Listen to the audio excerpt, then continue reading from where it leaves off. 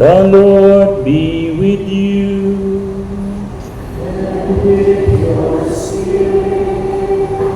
A reading from the Holy Gospel according to Luke.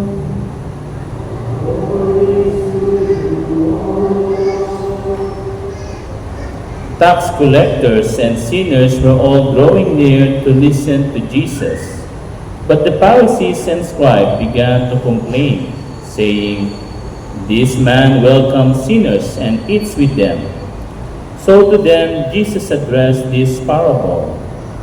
A man had 2 sons, and the younger son said to his father, "Father, give me the share of your estate that should come to me." So the father divided the property between them. After a few days, the younger son collected all his belongings and set off to a distant country, where he squandered his inheritance on a life of dissipation. When he had freely spent everything, a severe famine struck that country, and he found himself in dire need. So he hired himself out to one of the local citizens, who sent him to his farm to tend the swine. And he longed to eat his fill of the pods on which the swine fed, but nobody gave him any. Coming to his senses, he thought, "How many of my father's hard workers have more than enough food to eat, but here am I dying from hunger. I shall get up and go to my father, and I shall say to him, 'Father, I have sinned against heaven and against you. I no longer deserve to be called your son. Treat me as you would treat one of your hard workers.' So he got up and went back to his father. While he was still a long way off, his father caught sight of him and was filled with compassion. He ran to his son, embraced him, and kissed him. His son said to him, 'Father, I have sinned against heaven and against you. I no longer deserve to be called your son.' But his father ordered his servants, 'Quickly, bring the finest robe and put it on him. Put a ring on his finger and sandals on his feet. Take the fattened calf and slaughter it. Then let us celebrate with a feast, because this son of mine was dead and has come to life again. He was lost and has been found.' Then the celebration began. Now the older son had been out in the field, and on his way back, as he neared the house, he heard the sound of music and dancing. He called one of the servants and asked what this might mean. The servant said to him, your brother has returned, and your father has slaughtered the fattened calf, because he has him back safe and sound."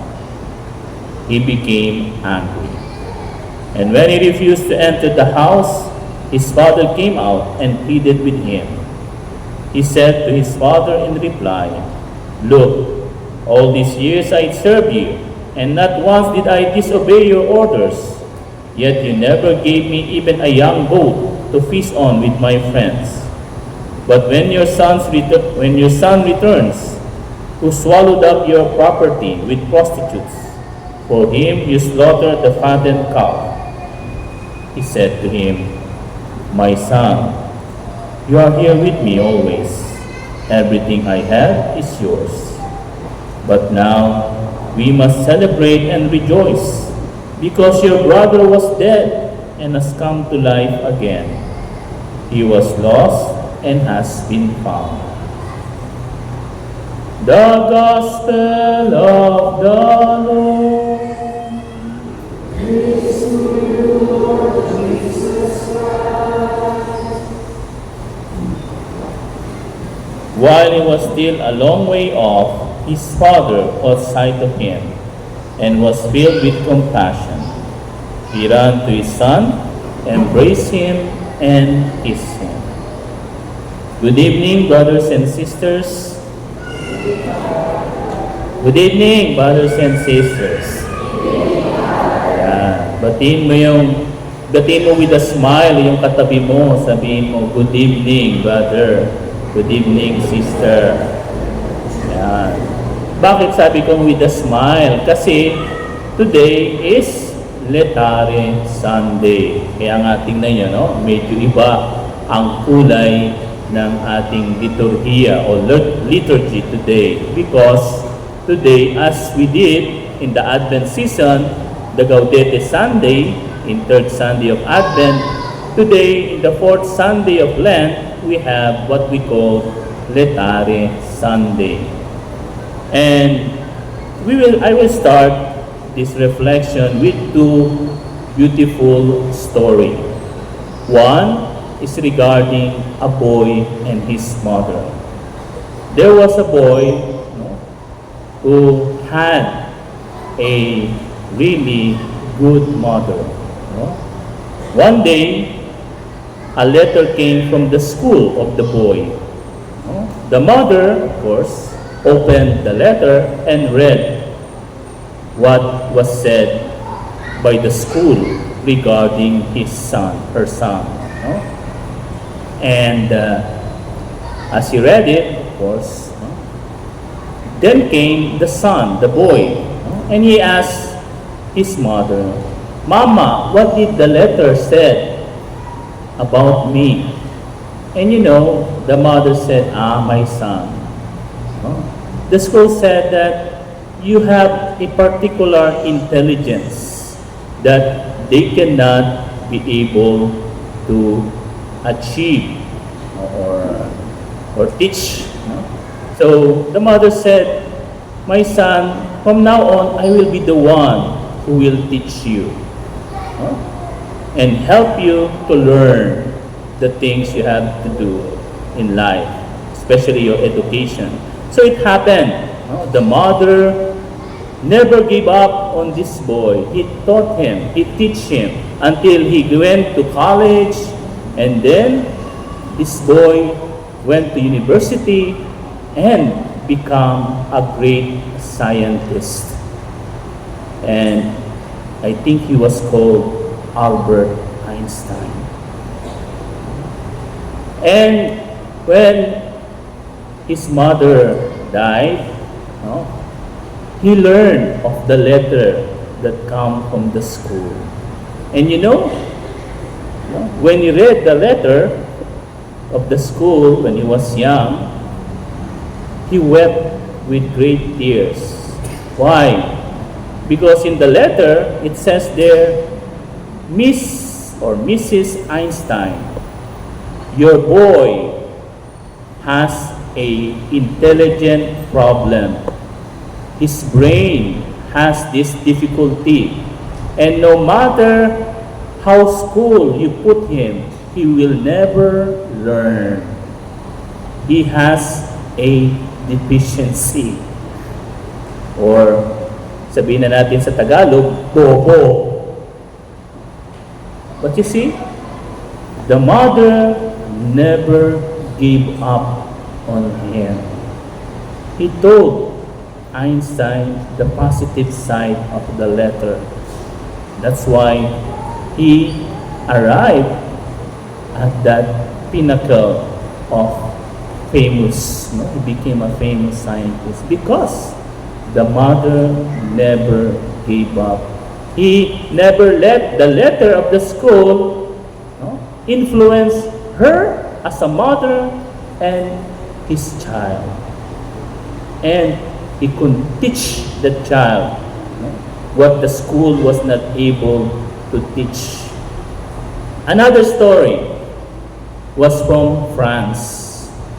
Sa France naman, there was a young man who become a great atheist. Alam niyo, atheist? Yung hindi naniniwala sa Diyos. He hate God. But sadly, perhaps, or blessing, he married a Catholic girl. A woman, a Catholic woman. And they become husband and wife. This wife never tired of telling her husband, I want you to become Catholic. Come with me in the church. Pray with me the rosary. And you know, the only response of her husband is always, "You are stupid. You believe in that stupid God. You are not, I don't know, you're superstitious. There's no such thing as faith. It's only superstition." And whenever his wife, go to church, when he returned, he always beat her and do many hurtful words. But you know, his wife continued to pray for him until one day the wife got sick, and she was bedridden.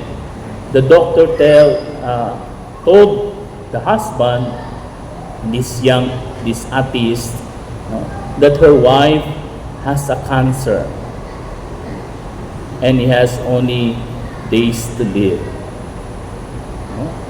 And you know, this husband, he went to the room where her sick wife was lying in bed. He said, "See, I told you, never go to church, never pray.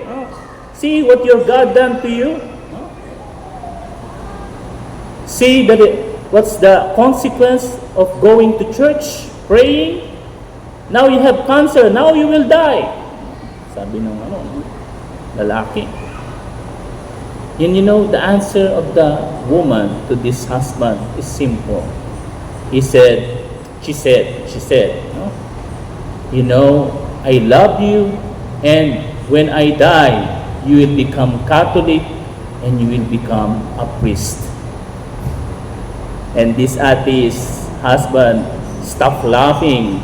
He said, "You stupid woman, ha ha ha ha, no?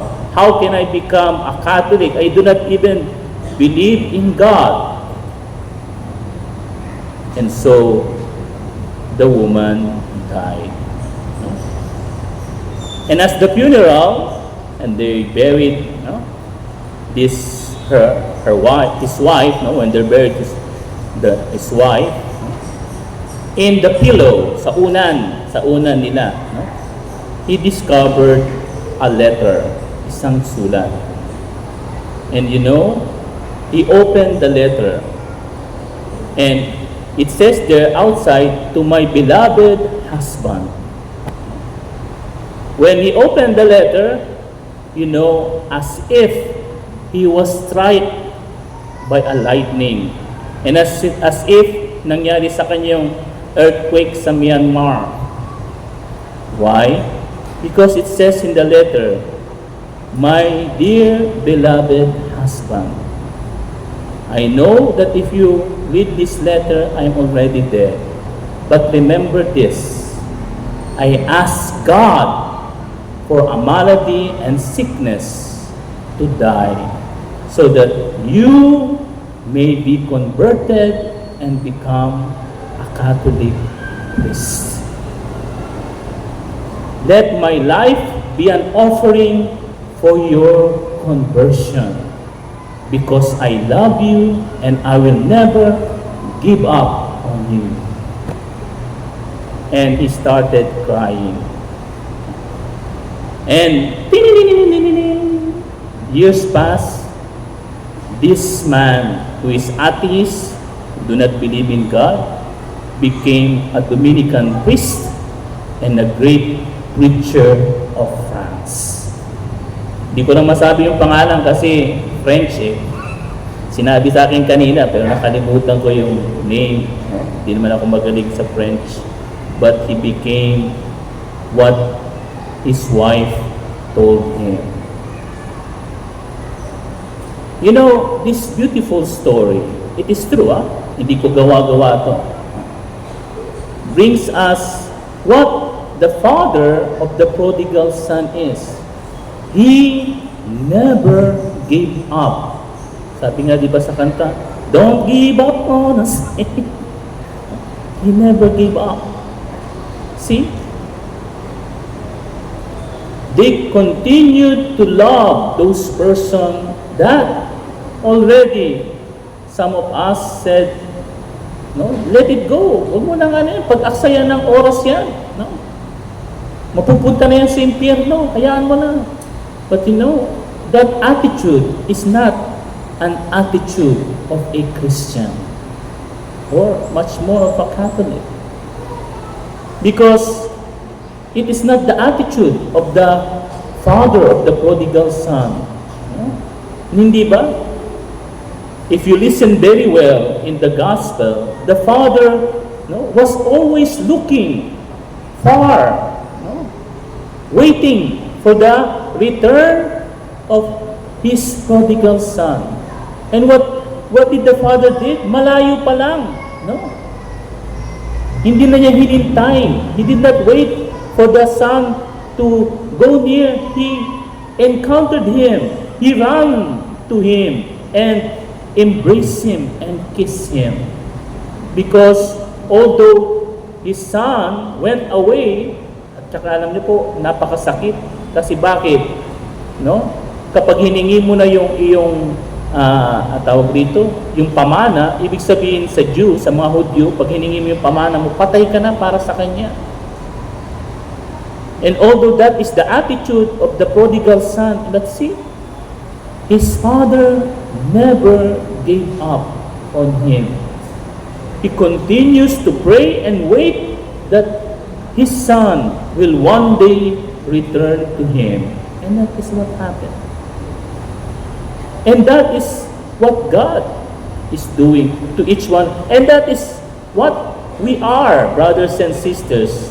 I know that all of you, including myself, we are here because there is person in our life who never give up on us, who trusted us, who encourages us. Maybe your husband, maybe your parents, maybe your children, maybe your teacher. I remember, my teacher, I think in elementary, high school, said to me, "Brad, you can do it, if you want to become a priest. Yes, you can do it. You are intelligent. Kaya mo yan." And he trusted me.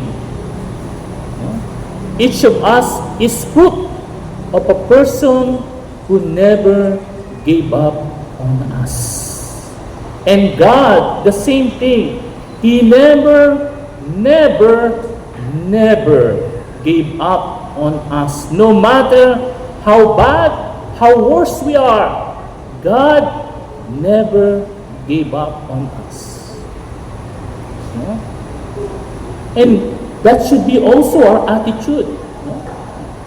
Sad to say, yung iba sa atin, hayaan mo na yan. Sabi ko nga, maitim na ang buto niyan, masamang tao yan. Patayin na lang yan, ikulong na lang yan.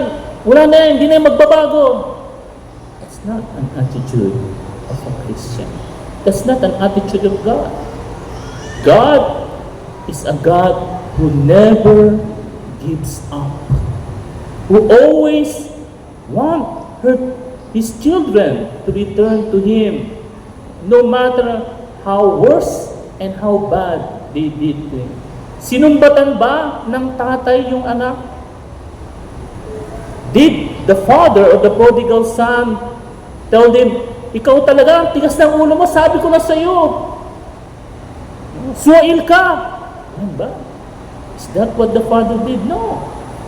On the contrary, the father embraced him, kissed him, accept him as his son, because he never gave up on him.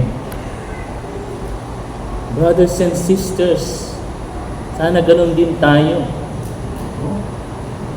Never give up on our loved ones.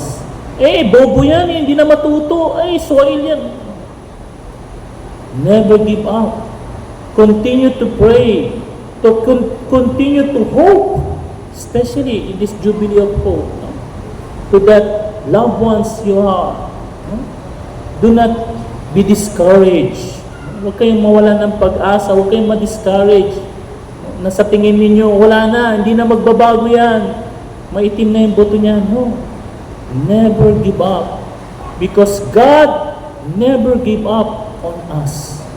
And we are here, I repeat, you are here, I am here because someone, our loved ones, never give up on us. Just like what happened to Albert Einstein, just like what happened to that great French Dominican preacher. If his wife and if his mother, the mother of Einstein, gave up on him, we would not have a great scientist right now. We would not have a great preacher right now. But because their loved ones don't give up on them and never give up on them,